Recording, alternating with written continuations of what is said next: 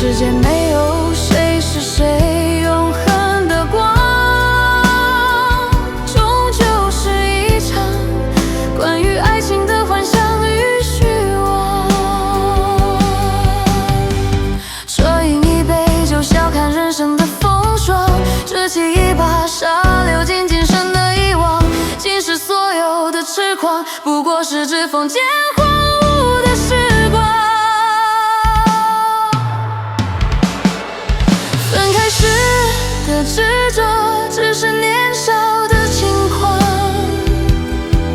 放手时的不甘，只是困住自我的墙。这世界没